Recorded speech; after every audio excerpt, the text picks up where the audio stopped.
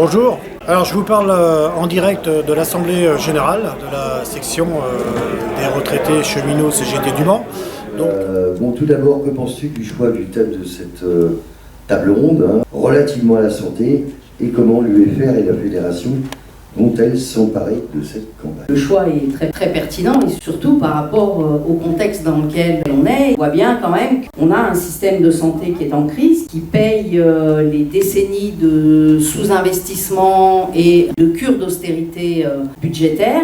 C'est la fermeture et la fusion d'hôpitaux publics. C'est le manque de médecins.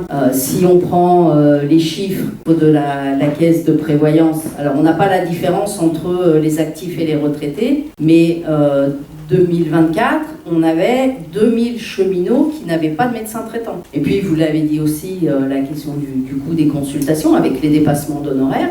On a assisté dans la dernière période à une multiplication des initiatives et des actions revendicatives des retraités sur le droit à la santé, le tout bien évidemment en lien avec la revalorisation des pensions et avec en ligne de mire notre revendication phare qui est la sécurité sociale intégrale qui protège l'ensemble des citoyens sur l'ensemble des aléas de la vie. Notre régime spécial subit les mêmes attaques que la sécurité sociale et aujourd'hui menacé dans son existence même puisqu'on n'a plus, entre guillemets, dans son financement, l'apport de nouveaux cheminots. Quel est le rôle du comité régional en matière de santé auprès des institutions régionales et le rôle que joue la CGT au sein de l'USR? La santé n'est pas une compétence régionale, c'est même pas une compétence partagée avec les départements, c'est une compétence que l'on retrouve à travers le plan État-région.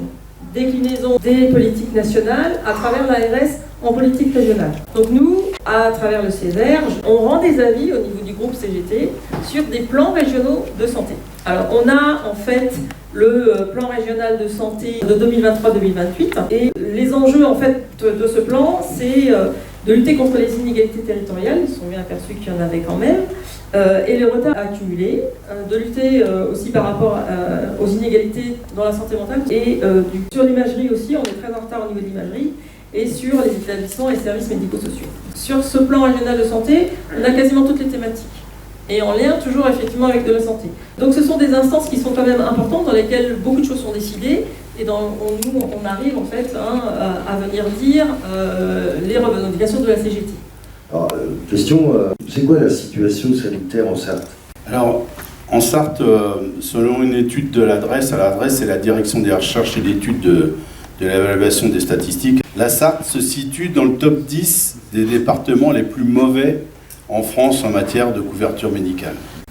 On compte actuellement 66 médecins en Sarthe pour 100 000 habitants. Les médecins sont pour environ 40%, en grande partie atteignent l'âge de 60 ans et plus. Donc ça veut dire que la situation qu'on connaît aujourd'hui en matière de couverture médicale, elle va aller en s'empirant compte tenu de la démographie des médecins. On subit ce manque de médecins, mais on subit aussi l'augmentation des pratiques des dépassements d'honoraires. On a entendu beaucoup parler du numerus clausus, et ce numerus clausus qui a réduit le nombre de médecins au niveau national qui sortaient des écoles, il a été créé en 1971, et c'est les médecins libéraux, à travers leurs syndicats professionnels, qui ont réussi à convaincre l'État de mettre en place ce numerus clausus. En fait, se garder un petit matelas bien au chaud, même sans numerus clausus, on va attendre jusqu'à 2030 pour retrouver une situation qui soit une situation à peu près normale. Les médecins qu'on avait faisaient des horaires très très longs, et les médecins qui arrivent sur le marché ont choisi d'avoir une vie, et on les comprend, donc ils n'ont pas priorisé leur activité professionnelle. On a besoin d'encore plus de médecins. Plutôt que de remplacer un pour un les médecins qui vont partir en retraite, il faudrait remplacer un pour deux, voire même un pour trois. Mais on est déjà bien ancré dans une médecine de riches et une médecine de pauvres. Beaucoup de retraités choisissent d'abandonner carrément le soin parce qu'ils ne peuvent plus le faire, parce qu'ils n'ont plus les moyens géographiques de se déplacer. Si notre régime fonctionnait tel qu'il était à l'origine et qu'on avait suffisamment de cabinets médicaux avec les médecins appropriés, normalement, les cheminots, ils n'auraient pas besoin de mutuelle puisqu'on est pris en charge à 100% par notre régime spécial à partir du moment où on est dans le circuit des cabinets médicaux. Alors, je vais aller plus largement que l'autonomie, puisqu'on porte, notamment dans l'action du vin, des revendications sur l'augmentation des pensions. On en a parlé tout à l'heure, 10% d'augmentation des pensions de retraite, avec une augmentation des 300 € des minima sociaux, minima contributifs garantis. Donc, le droit à la santé, l'accès aux soins, à l'autonomie, les centres de santé et la reconquête de la sécurité sociale. Donc on portera ces revendications au-delà des revendications d'autonomie, bien évidemment. Donc le vin, je rappelle, le vin devant l'ARS boulevard Pexan. Bonjour, Véronique Martin, secrétaire générale de l'UFR CGT Cheminots. J'ai participé aujourd'hui à l'Assemblée générale de la section des cheminots retraités du Mans. De bons débats sur le contexte dans lequel on évolue, débats sur la question de la paix et des valeurs CGT en termes de paix.